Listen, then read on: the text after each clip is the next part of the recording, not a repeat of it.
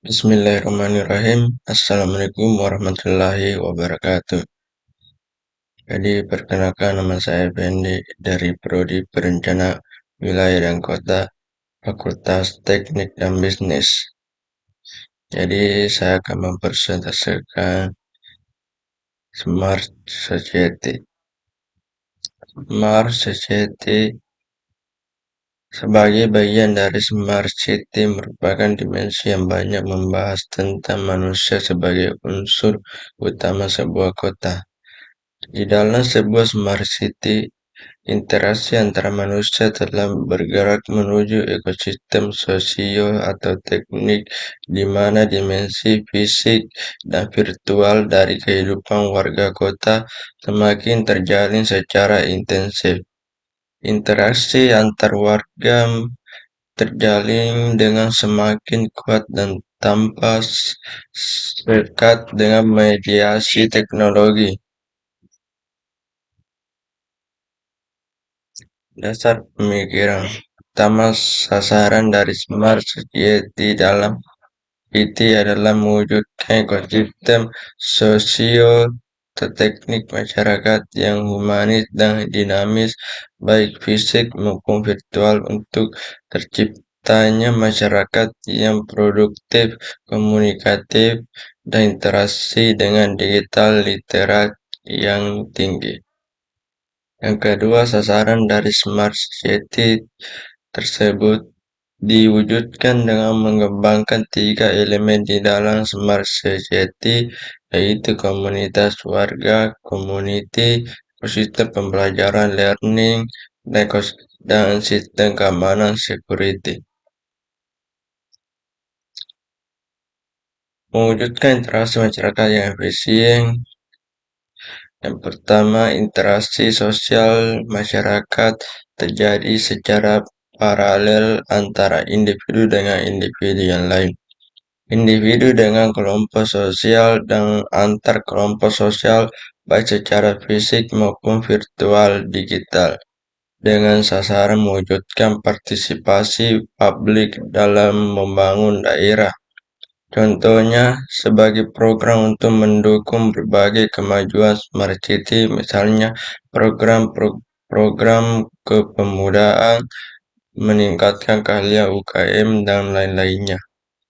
Yang kedua, mengembangkan komunitas warga melalui peningkatan kualitas sumber daya manusia, baik secara individu, sosial, maupun manfaat lingkungan digital dengan positif dan produktif, misalnya edukasi tentang marketplace dan lain-lain.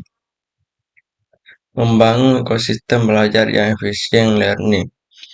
Pertama, mewujudkan ekosistem pendidikan yang paling mendukung antara pendidikan formal dan non-formal,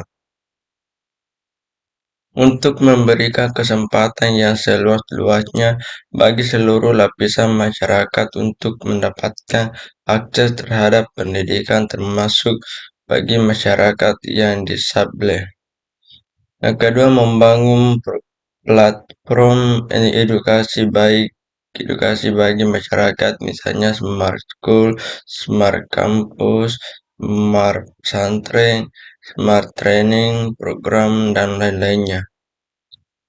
Mewujudkan sistem keamanan masyarakat security. Yang pertama, mewujudkan suatu sistem atau manajemen keamanan dan keselamatan bagi warga masyarakat, baik perlindungan keselamatan jiwa, keselamatan properti atau harta benda, dan keselamatan atas risiko bencana bagi masyarakat, dengan memanfaatkan sumber daya dan alat kelengkapan pemerintah maupun teknologi sensor digital atau Internet of Things (IoT).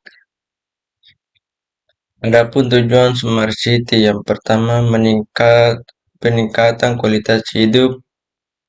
Yang kedua, inklusivitas sosial. Yang ketiga, efisiensi energi dan lingkungan.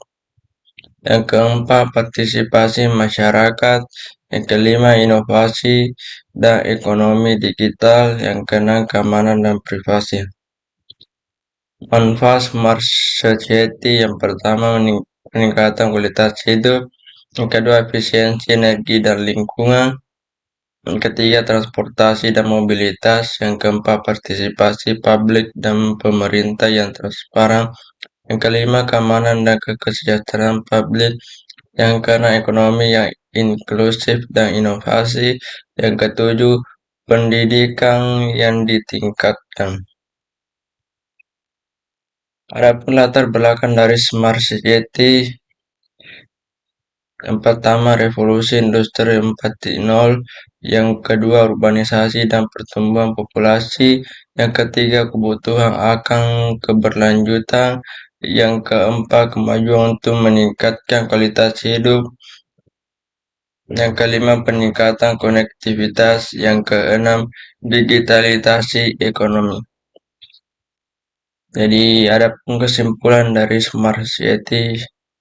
Yang pertama, pemanfaatan teknologi digital. Smart Society memanfaatkan teknologi seperti Internet of Things, Big Data, kecerdasan buatan, AI, dan komputasi awam untuk mengumpulkan, menganalisis, dan menggunakan data dalam pengambilan keputusan. Yang kedua, layanan publik yang lebih efisien. Penerapan teknologi dalam layanan publik seperti transportasi, kesehatan, pendidikan, dan keamanan dapat meningkatkan efisiensi responsivitas layanan tersebut. Yang ketiga, peningkatan kualitas hidup. Teknologi dapat memberikan solusi untuk masalah sehari-hari, seperti kemacetan lalu lintas, manajemen energi, dan akses terhadap layanan kesehatan yang lebih baik. Yang keempat, keterlibatan dan partisipasi warga. Teknologi memungkinkan warga untuk berpartisipasi lebih aktif dalam proses pengambilan keputusan melalui platform digital, peningkatan transparansi dan akuntabilitas pemerintah. Yang kelima, keberlanjutan lingkungan. Teknologi dapat digunakan untuk memantau dan mengurangi dampak lingkungan melalui penggunaan sumber daya yang lebih baik seperti energi dan air, serta mengurangi emisi karbon. Yang keenam, keamanan dan privasi. Meski banyak manfaat, tantangan utama dari Smart City adalah memastikan keamanan data dan privasi warga. Regulasi dan kebijakan yang tepat diperlukan untuk melindungi data pribadi dan mencegah penyalahgunaan secara keseluruhan. Smart City berupaya menciptakan lingkungan yang lebih berhubung, responsif, dan berkelanjutan melalui integrasi teknologi dalam berbagai aspek kehidupan masyarakat. Adapun dari pertanyaan dari Rizwan, pertanyaan bagaimana data dan analitik dapat dimanfaatkan dalam pengembangan dan pelaksanaan Smart Society? Jawab, dengan memanfaatkan data dan analitik, sebuah Smart City dapat menciptakan lingkungan yang lebih efisiensi, responsif, dan keberlanjutan, meningkatkan kualitas hidup warga secara keseluruhan. Jadi ada pun pertanyaan dari Rizka. Pertanyaan, bagaimana peran Smart Society terhadap perkembangan ekonomi sekarang?